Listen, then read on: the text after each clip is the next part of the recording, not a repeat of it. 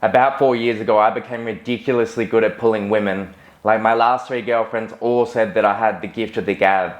And the truth is, it wasn't always this way. I used to be very, very shy in high school, like struggling for confidence and so inside of my head and worried about approaching women and going for what I wanted in life. And the key thing that transformed my whole life was getting into sales, having a deep understanding of human behavior and starting to connect to a bigger purpose in life.